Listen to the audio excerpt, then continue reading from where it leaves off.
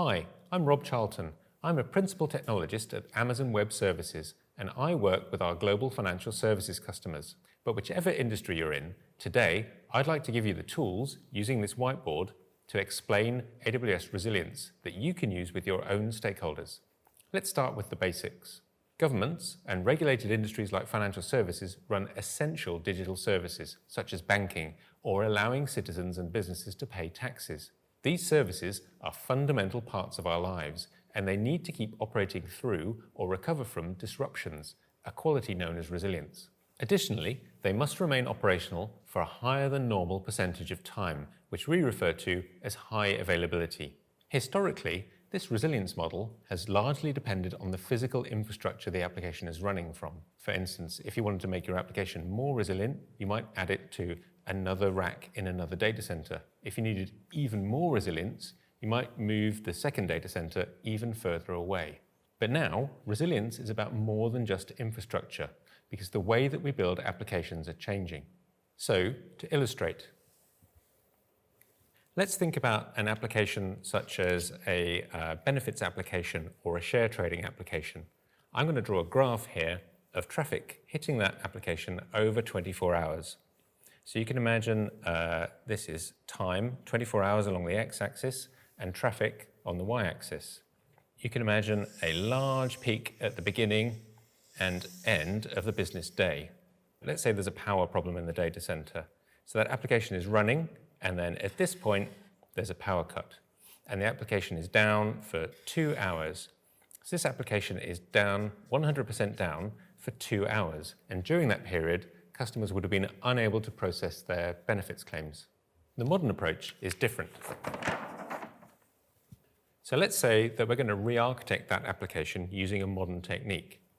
So the original benefits application was a single monolithic application. But the way we would build this application now is using a technique called microservices. We would take that application and decompose it into a number of smaller chunks. And these chunks all communicate with each other. So this gives resilience benefits because we've reduced the radius of failure of any single component. It also allows your teams to deploy change much more quickly. So there are many benefits. But let's see what this model does to the resilience. So if we draw our graph in again with the traffic hitting that application with the two large peaks, what happens now? Instead of the application failing, let's say there's a problem with one of these microservices. What happens is that a proportion of the requests will start to fail. Maybe one of the microservices has a problem or there's excess latency. But straight away, you should be able to see how the classical model no longer applies, because this application was never 100% down. There was no period during the day where no customers were able to use it. Maybe only a proportion of customers had a problem accessing the application. It's no longer going to be a case that you're just going to go and reboot a server when an alarm goes off. The team operating this application need to have different skills. They need to have different monitoring skills and need different incident response skills. Modern resilience is composed of several factors, and successful organizations use this resilience equation. Resilience at AWS is a shared responsibility. AWS is responsible for the resilience of the cloud itself, and you as a customer are responsible for the resilience of your application built using that cloud. So the bottom row of this equation covers the AWS portion of that responsibility, and it starts with the AWS global infrastructure. So this covers the way that we build our data centers and where we put them, and how we design the networks between them. But your application engineers are not directly using that infrastructure. They're using AWS services, which are distributed software applications built on that infrastructure. So the way that we design those services is a crucial part of your resilience story. But the AWS services are operated by dedicated teams of people. So the tools and techniques and mechanisms that they use to keep those services up and running are another important part of your resilience. So that's covered the AWS part of the resilience equation. This is the foundation upon which your application teams are building. The top row is your responsibility, and it starts with your architecture. So which AWS services have you chosen, and how have you composed them together?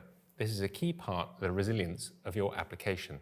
But as we've just seen, modern applications are different. So the way that you design and build your software is also important. So how have you built your software? How are you deploying change using the software? Very important part of your resilience. But then lastly, your teams operating that software. What tools and techniques do they use? Have they practiced scenarios?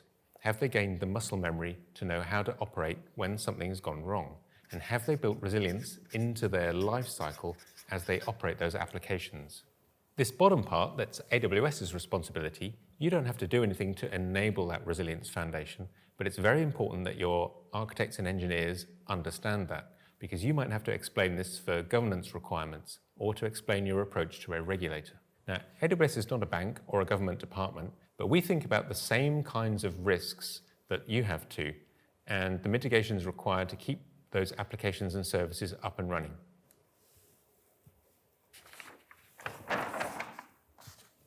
So I've grouped together the different kind of risks here. The first category are environmental risks. So we think about floods or earthquakes or tornadoes. Then we think about physical risks. So, for instance, servers can crash, disks can crash. A utility company digging up the road could dig through a fiber optic connection. There could be a power problem, power supply to a data center, or there could be a cooling problem for a group of racks in the data center, or there could be, for instance, a fire. These are all physical risks. Then we also think about software risks, plain old bugs. So what mitigations and techniques do we have to use to make sure that a software bug can't cause problems for mission-critical applications? At AWS, we put out a lot of change. Last year alone, we put out more than 3,000 new features and services. So in the face of all of that change, how do we make sure that it doesn't impact your applications? Then there is a risk that we call poison pill. Now, imagine that you're using a banking application, and behind the scenes, that banking application is running on 10 different servers. Let's say when you're trying to use that application, you put a funny character into your address, and that exposes an as yet unexplored bug in that application. So when you send your address off to the application, it causes the server to crash. But what do you do at that point? You hit refresh and try again. And now it's going to send that to the second server, and then refresh to the third server and the fourth. Before you know it, you've managed to take out the entire set, and that's what we call a poison pill risk. AWS is entirely separate from Amazon retail, but we handle their digital operations. Now imagine what happens on Prime Day. You see a huge surge in incoming traffic. We have to reach mind-melting levels of scale to deal with that. Now, if your application is not prepared, then it can cause a problem for your application. So how do we deal with that and mitigate that risk? Then lastly, there's a whole set of risks related to bad actors. There could be DDoS attacks, insider threats, or malware. Over the course of this series, we'll discuss, and I'll show you, how AWS has mitigated all of these risks in the way that we've designed our cloud services, from the infrastructure to the service operations. So, in summary, we've discussed why modern technology needs a modern way of thinking about resilience, and what risks you might need to think about when you design your own digital services. And in the next part, we'll begin to explore the AWS global infrastructure. See you there.